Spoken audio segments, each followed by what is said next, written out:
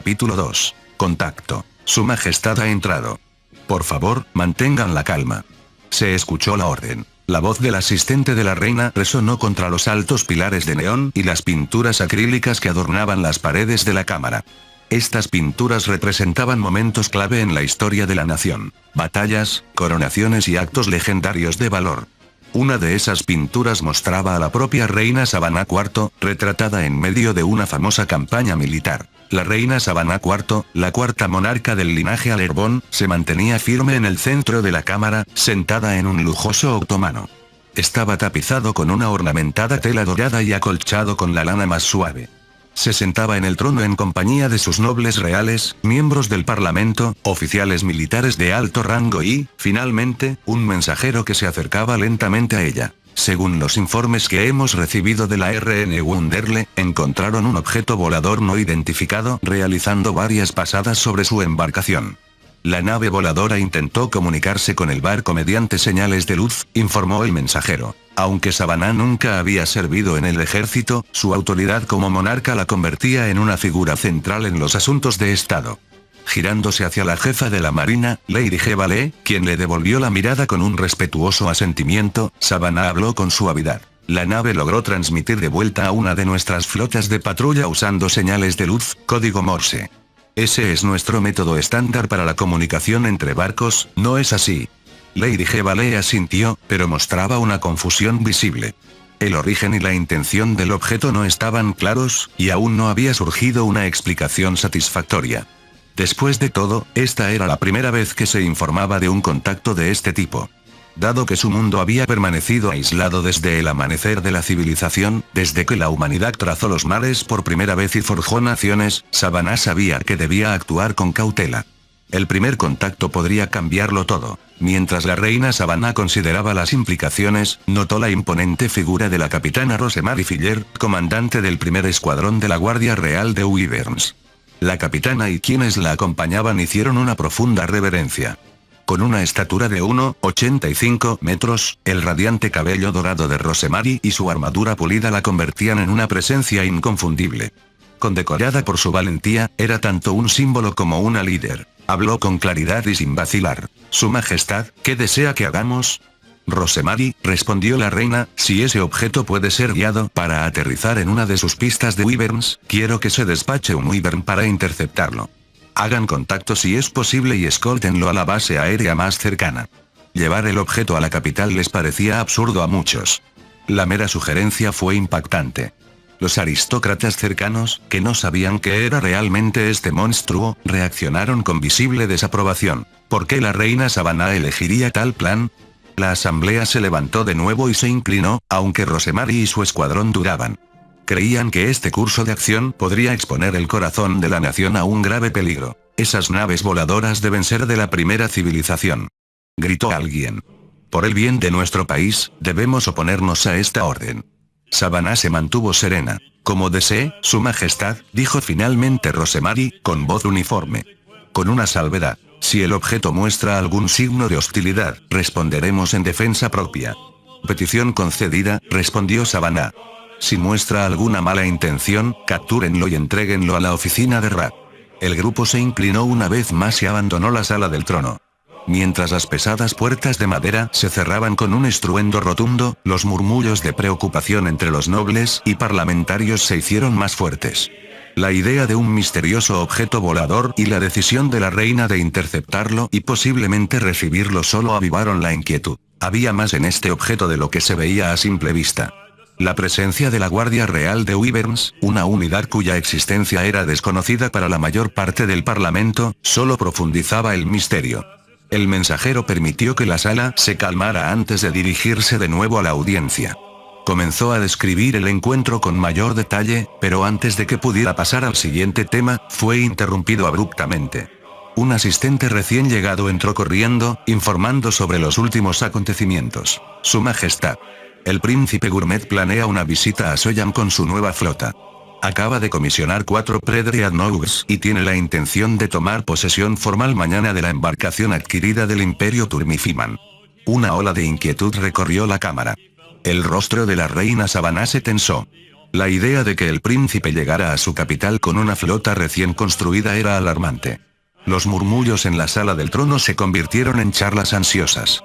El pequeño círculo de asesores más cercanos a la reina comenzó a susurrar sobre las implicaciones. Esto era un ejemplo de manual de la diplomacia de cañonero. Muchos temían ahora que el príncipe Gourmet, durante mucho tiempo un enigma político, se estuviera preparando para adoptar una postura imperial más agresiva en la política exterior. La idea del príncipe entrando en la capital bajo la sombra del poder naval hizo que Elizabeth, la hija de la reina, se sintiera visiblemente incómoda. Savannah lo notó y palmeó suavemente la espalda de su hija, susurrándole al oído. No es algo por lo que debamos preocuparnos. Podemos manejarlo, Elizabeth. El susurro de la reina tenía un peso tranquilizador, como para desvanecer el pensamiento de que su hija pudiera ser enviada algún día lejos, casada con un príncipe arrogante, lejos de Alerbón. La idea misma parecía distante, incluso imposible, especialmente con el desdén compartido en la sala por las políticas del imperio aetesiano. Ese imperio, cada vez más agresivo, se había convertido en una espina diplomática para Alerbón. Elizabeth dejó escapar un suave suspiro y miró a los ojos claros y decididos de su madre. Gracias, murmuró, apenas audible. Sus miradas llamativas se cruzaron brevemente con la del mensajero, pero él apartó la vista, recordando su lugar. ¿Algo más que informar?, preguntó ella con naturalidad. El mensajero sacudió la cabeza. Eso es todo de los informes más recientes, Su Majestad. No hay nada más que añadir. El imperio aetesiano parecía representar la amenaza más directa para los asuntos internos de Alerbón. Las estrategias de Elizabeth tendrían que centrarse en frenar su influencia imperial, por sutil que fuera por ahora. Aunque la amenaza parecía abstracta en ese momento, era solo cuestión de tiempo antes de que el peligro se volviera real. Fortalecer la unidad interna de Alerbón sería la clave. A pesar de la creciente tensión, varios oficiales y nobles salieron poco después de la sala del trono y sus discusiones concluyeron. Por un breve momento, la princesa Elizabeth y la reina Savannah estuvieron solas, disfrutando de una rara quietud en el corazón de la tormenta política. Con la discusión resuelta por ahora, estaba claro que las futuras actualizaciones sobre el misterioso objeto volador dictarían el siguiente curso de acción. El jefe de personal de la reina y los nobles restantes se fueron sin protestar, confiando en que los asuntos se desarrollarían bajo el firme mandato de Savannah. Ahora sola, Elizabeth miró a su madre, quien descansaba su cabeza en el regazo de su hija. Savannah cepillaba suavemente el cabello de su hija, tarareando una melodía suave y tranquilizadora. La cálida luz de la mañana entraba por los altos ventanales, arrojando rayos dorados a través del trono real. Savannah se rió entre dientes y dijo: «Mi Elizabeth, cuanto más lo cepillo, más parece brillar». Su cabello dorado relucía bajo la luz del sol, captando los suaves rayos que se filtraban por las altas ventanas. Cuanto más lo cepillaba Savannah, más suave se volvía, fluyendo como seda entre sus dedos. Elizabeth se sentaba en silencio, sintiendo la ternura en el toque de su madre. Con el trono pronto a ser suyo y habiendo su padre confiado el gobierno a Savannah desde hacía mucho tiempo, se sentía profundamente vista y valorada, no solo como futura reina, sino como hija. Aún así, una pregunta persistía en su mente. ¿Cuál sería realmente su papel? «Madre», preguntó Elizabeth en voz baja, ¿sería posible para mí servir como diplomática de asuntos exteriores, como princesa? La idea era solo suya. El pensamiento de viajar, conocer gente de tierras lejanas y forjar vínculos duraderos con otras naciones despertaba algo nuevo en ella. Pero Savannah vaciló. Si bien la propuesta tenía mérito, planteaba complicaciones. Tradicionalmente, los roles de asuntos exteriores eran ocupados por nobles de menor rango, aquellos cuyas posiciones estaban menos ligadas a las rígidas expectativas de la sucesión real. Para una princesa, especialmente la heredera al trono, tal puesto era arriesgado. Asumir las tareas de una diplomática podría desdibujar su estatus y comprometer su autoridad. Tal vez, respondió Savannah con cautela. Fue una respuesta amable, no un rechazo absoluto, pero tampoco un estímulo. Aunque Savannah tenía fuertes reservas, no podía obligarse a negar a su hija directamente. Miraron hacia los altos ventanales, donde el sol iluminaba el lado izquierdo de la cámara real en oro. Más allá, el océano azul intenso se extendía hacia el horizonte sin fin. Abajo, los edificios de la capital se alzaban sobre la costa y, más hacia el interior de la ciudad, se veían las formas estructuradas de fábricas y refinerías.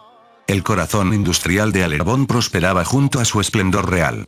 Su preservación y seguridad eran primordiales. Savannah sonrió y Elizabeth la acompañó, ambas observando en silencio el mundo más allá de sus muros. Astillero naval de Yokosuka, Tokio, Japón 5 días antes de la partida del primer grupo de portaaviones conjunto. 12 de noviembre de 1773. 11:23 am. Los sonidos del metal pesado chocando a lo lejos se mezclaban con la brisa que llegaba desde la bahía. El caballete crujía, los trabajadores charlaban, los pájaros se agrupaban en el jardín y la luz del sol se filtraba a través de una suave niebla, arrojando un brillo brumoso sobre la bahía de Yokosuka. Los trabajadores aquí, bajo ese cielo resplandeciente, trabajaban con determinación silenciosa. El ministro Takahashi exhaló una bocanada de humo gris que escapó de sus labios. Sentado solo en el borde del astillero naval, se tomó un raro descanso, algo inusual para un hombre en su posición. Observaba los barcos en el puerto, con la mirada distante. Parecían devolverle la mirada con fría indiferencia. Aunque ya había pasado su mejor momento, sus superiores habían optado por dejarle continuar su trabajo por otros 2 años, un acto de respeto renuente más que de necesidad. La bahía de Yokosuka exigía mucho y Takahashi aún tenía talentos que ofrecer. Esta iba a ser la primera operación conjunta que Japón y los Estados Unidos completarían tras 2 meses de caos. Necesitarían mirar más allá de sus fronteras en busca de soluciones. Las protestas y disturbios en Tokio, Hiroshima e incluso partes de los Estados Unidos rabiaban por una conspiración que aún se estaba revelando. Todo era profundamente preocupante, pero la inquietud de Takahashi era más profunda. Si no lograban estabilizar su país pronto, el colapso económico resultante podría ser peor que el de Venezuela. Incluso mientras avanzaba la operación para explorar un nuevo mundo, Takahashi se preguntaba, ¿qué hay más allá? ¿Qué tipo de seres viven allí? Eran respuestas que podrían revelarse con el tiempo, pero ¿verían esas naciones a Japón y Estados Unidos como amigos, o como amenazas? Le recordaba a los exploradores europeos que llegaron por primera vez al continente americano a finales del siglo XV. ¿Podrían Japón o Estados Unidos reclamar parte de este nuevo mundo como propia? Tal vez. Pero ese camino corría el riesgo de ser visto, con toda razón, como imperialismo. Ni Takahashi ni su personal tenían interés en seguir ese curso. Sería necesario elaborar una nueva política exterior, una que enfatizara la cooperación sobre la conquista. Sus pensamientos se alejaron con la brisa marina. Lanzó la colilla del cigarrillo al agua y se puso de pie. Detrás de él, 2 figuras esperaban. El ministro de Asuntos Exteriores, Hiraiko, y el secretario de Defensa, Tinjo Kamaguria. Tiempos difíciles, ¿no le parece, ministro Takahashi? Dijo Hiraiko, observando al primer ministro con atención. Era raro verlo de esta manera. Pensativo, incierto. Sin embargo, Takahashi, ya bien entrado en su segundo mandato, simplemente se sacudió los pantalones y respondió, un poco. Pero nos las arreglaremos. Se movió junto a ellos, caminando lentamente hacia el cuartel general de la bahía de Yokosuka. Mientras se acercaban al edificio principal, Hiraiko miró de reojo al primer ministro, con un rastro de aprensión en su voz. Hemos descubierto una isla a unos 200 kilómetros al sur de Okinawa. Hay una ciudad portuaria, menos desarrollada que Tokio. Primitiva, por así decirlo. ¿Primitiva? Preguntó Takahashi, arqueando una ceja. No había nada al sur de Okinawa, aparte de Taiwán, que encajara con esa descripción. No, primer ministro, aclaró Hiraiko. Uno de nuestros equipos de reconocimiento la divisó. Sugiero que comencemos nuestro acercamiento desde esa masa de tierra. Takahashi estaba intrigado pero cauteloso. Si estas personas eran tan tribales como se describía, similares a las sociedades aisladas de la isla Sentinel, entonces el alcance diplomático podría ser complejo y accidentado. Establecer relaciones podría desafiar las normas mismas de la conducta internacional. ¿Cuándo vamos a encontrar una nación que pueda ayudar a estabilizar nuestra economía? Murmuró Takahashi, con un escepticismo evidente. No puedo ser demasiado optimista. Dudo que Hiraiko quiera tratar con un país que todavía comercia con palos y piedras. Este podría ser exactamente el tipo de país que necesitamos, primer ministro, respondió Hiraiko con calma. Al llegar a la entrada, Hiraiko desplegó un documento, una vista aérea dibujada a mano de la ciudad portuaria. Takahashi se detuvo para examinarlo. El puerto bullía de barcos de vela y los astilleros navales rebosaban de vasijas, tanto antiguas como modernas. La arquitectura de la ciudad lo impactó. Tenía una elegancia europea fusionada con sensibilidades americanas. No se parecía a nada de lo que esperaba. Takahashi miró de nuevo el mapa, el puerto y el informe. Algo cambió en su expresión. La incertidumbre dio paso a la determinación. Deberíamos tomarlo, dijo al fin. Momentáneamente.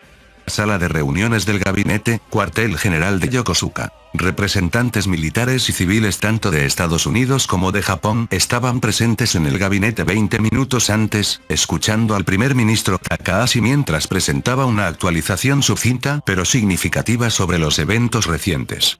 Tras terminar, hace una pausa rápida, luego regresa velozmente a su asiento y continúa. Muchos adentro están considerando qué planes deben hacer para el país que han visto, pero la preocupación principal es qué deben hacer porque esto no es exactamente algo que hayan hecho antes. Incluso los funcionarios estadounidenses y japoneses están desconcertados o piensan que sería ridículo recibir una carta informándoles que aquí hay un nuevo país que quiere comerciar. Aunque la parte japonesa todavía debatía cómo lo llevarían a cabo, en esta reunión se sentaba un hombre que vestía un atuendo impecable y apropiado para un individuo bien vestido e importante, luciendo además un pin de la bandera estadounidense. Mientras el embajador Johnson se sentaba junto al resto de los funcionarios, consideraron en silencio una simulación para la cual Johnson tenía la respuesta. Yo diría que avancemos enviando una flota desde sus portaaviones y, una vez que reciban el mensaje, atraquemos en sus puertos y mostremos una fachada amistosa para demostrar que no somos una amenaza, sino naciones que necesitan suministros, dijo el orador. Johnson parecía estar extremadamente seguro de que todo probablemente saldría según lo planeado. Solo necesitaba asegurarse de que funcionara a su favor, pero algunas personas no estaban de acuerdo. No, Johnson, no me lanzaría a tu idea por completo. Deberíamos asegurarnos de que este país no vaya a matar a nuestros pilotos ni a nadie más involucrado en esta misión. Un funcionario replicó que solo se oponía marginalmente pero que requería pruebas completas. Johnson podría estar totalmente de acuerdo con esto, ya que él tampoco quiere ser testigo de ningún relato de derramamiento de sangre innecesario. El ministro Takahashi estaba plenamente consciente del debate, a pesar de lo que todos decían, y quería saber cuándo terminaría para poder dar el visto bueno a su partida y enviarlos a su misión diplomática. La mayoría de los oficiales militares, incluido su personal, permanecieron en silencio mientras el Senado y los diplomáticos competían en sus diferentes tareas, por lo que cuando escucharon esto, fue principalmente una conversación ociosa sobre el terreno. Sin embargo, en opinión del primer ministro, sería más lógico asegurarse de que reciban el mensaje haciendo que alguien tome la iniciativa y dé el primer paso. Bueno, esta sería una pregunta largamente esperada que necesitaría resolverse rápidamente. Haré que 2 hombres envíen el mensaje, luego ustedes. Tras completar la primera misión, el embajador Johnson y un representante japonés regresarían a sus astilleros portuarios.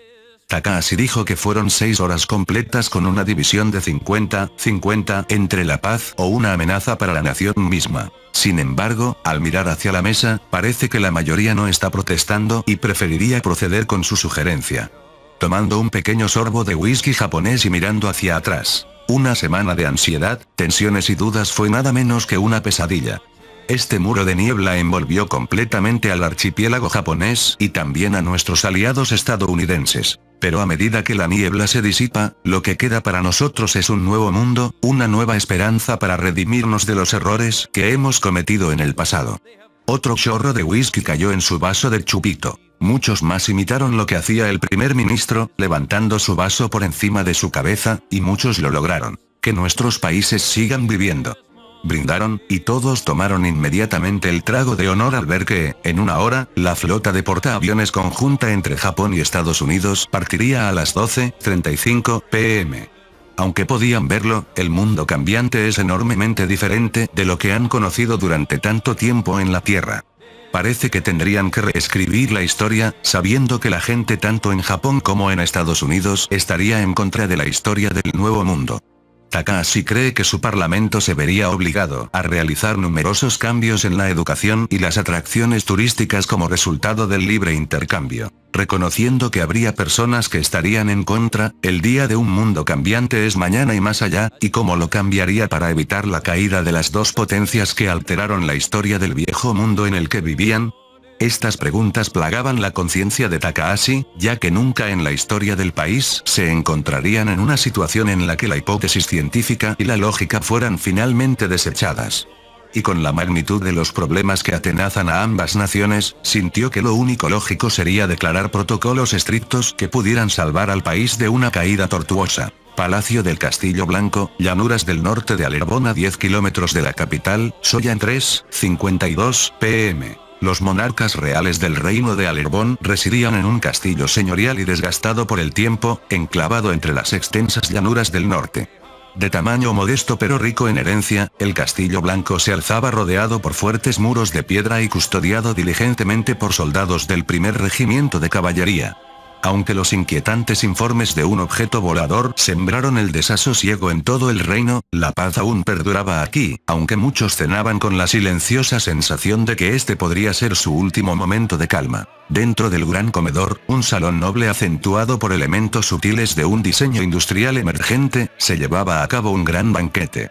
Una única bombilla eléctrica brillaba en lo alto, arrojando una luz cálida a través del techo abovedado e iluminando la mesa ricamente servida. En su centro descansaba un magnífico cerdo asado, flanqueado por platos de cerdo ahumado, frutas a la parrilla y hortalizas de raíz. Todo un testimonio tanto de la tradición como de la providencia. La sala albergaba no solo a los nobles de la corte, sino también a asistentes y oficiales leales, todos sentados como invitados de honor bajo la atenta mirada de la reina Sabaná. Su reina, serena a la cabecera de la mesa, observaba la reunión con silenciosa satisfacción. Su voz, tranquila y dominante, cargaba con el peso tanto de la amabilidad como de la autoridad. Que esta comida sea disfrutada con buena conciencia y mejor compañía, dijo Sabaná, levantando su copa con calculada gracia. Hubo un breve y reverente silencio. Luego, como por un instinto compartido, cada invitado se puso de pie, alzando sus cálices en una respuesta solemne. «Por su majestad», exclamaron, resonando en armonioso acuerdo por toda la cámara. A medida que el festín continuaba, cada plato disminuía constantemente, tomado pieza por pieza con solemnidad. Sentada a la cabecera de la mesa, la reina Sabaná tomó un sorbo contemplativo de su vino, cuyo carmesí profundo brillaba suavemente bajo la luz temblante de las lámparas. Su mente, sin embargo, derivaba mucho más allá del calor de la cámara. La reciente inteligencia sobre la postura del imperio aetesiano, sumada a los turbulentos cambios dentro de la conferencia de la Cuarta Civilización, pesaba mucho en sus pensamientos. Cada vez era más evidente. Para asegurar el futuro de Alerbón y afirmar su lugar entre las potencias emergentes de la llamada Quinta Civilización, el reino debía actuar con convicción y previsión. Había llegado el momento de ir más allá de la diplomacia silenciosa. Ya se estaba redactando una estrategia integral de 5 años, una iniciativa ambiciosa para ampliar las fronteras de Alerbón y elevar significativamente su preparación militar. Aunque todavía era teórica en su forma, la estructura era prometedora. Los emisarios militares enviados recientemente a cumbres internacionales habían regresado con valiosa información sobre las innovaciones extranjeras, específicamente sobre los enigmáticos tanques y vehículos blindados que dominaban los arsenales de las naciones más avanzadas. Aunque Alerbón nunca había presenciado tales máquinas de primera mano, sus ingenieros y metalúrgicos ya se esforzaban por replicar lo que podían a partir de diagramas de segunda mano y demostraciones fragmentadas. Sus esfuerzos se vieron reforzados por un reciente gesto de buena voluntad del reino de Aissa, una invitación inesperada que había otorgado a Alerbón acceso a una gama de sistemas de armas originarios de los últimos siglos de la Tercera y Cuarta Civilización. Esa exhibición, tan aleccionadora como fue, había proporcionado más que revelaciones tecnológicas. Había obligado a la corte real a enfrentarse a la verdad. Que Alerbón estaba muy por detrás de las grandes potencias de la época. Mirando a través de la mesa hacia su secretaria de Asuntos Exteriores, la mirada de Sabaná se agudizó. Expresó su preocupación con un peso medido. En la actualidad, nos enfrentamos a no menos de 4 dilemas políticos sustanciales. Complicaciones de tal magnitud que incluso yo me encuentro insegura de su resolución inmediata. Su tono provocó inquietud. La secretaria, bajando sus utensilios con cuidado, se inclinó ligeramente hacia adelante. Su Majestad, ¿puedo preguntar qué implican estos asuntos? Sabaná inclinó la cabeza levemente antes de continuar. Según inteligencia confidencial de la Oficina Arcana, se ha confirmado que nuestro reino tiene un retraso de casi 3 décadas en desarrollo tecnológico en comparación con los estados líderes de la Cuarta Civilización. Esto se previó durante el período que ahora conocemos como la crisis de la Gran Expansión, sin embargo, la urgencia de modernizarse no fue perseguida ni financiada por los regímenes anteriores. Alerbón nunca experimentó la revolución de la mecanización por completo. Aunque consciente de su desventaja comparativa, Savannah veía ahora el legado aislacionista de la administración anterior de Alerabón como un error trágico, uno que dejó al reino funcionalmente estancado, incluso después del gran cisma de hace una década. Mientras la secretaria se inclinaba por una estrategia de fortificación militar, la reina reconocía que cualquier acumulación de este tipo se apoyaría pesadamente en armamento anticuado. Sin avances tecnológicos, cualquier expansión marcial seguiría siendo, en el mejor de los casos, simbólica. Aún así, la corte estaba dividida. Algunos asesores exigían acción, otros aconsejaban paciencia, particularmente con el misterioso objeto volador que despertaba interés tanto en Alerabón como en los miembros de la Conferencia de la Civilización Regional. Al retirarse los últimos platos, Savannah dirigió su mirada hacia su hija, la princesa Elizabeth, cuyos ojos permanecían fijos en su plato vacío. Me retiraré, anunció Savannah. La princesa Elizabeth se levantó poco después, con su voz siguiendo suavemente su partida. Yo también me retiraré. Mientras las dos salían hacia el vestíbulo del castillo, la secretaria de Asuntos Exteriores permaneció sentada, observando la partida de la reina. Levantó la mano y chasqueó los dedos con precisión rápida. De inmediato, la conversación se reanudó y los utensilios tintinearon de nuevo mientras la corte regresaba a su comida. Caminando rápidamente por el pasillo de piedra, la voz de Elizabeth resonó de repente. Madre.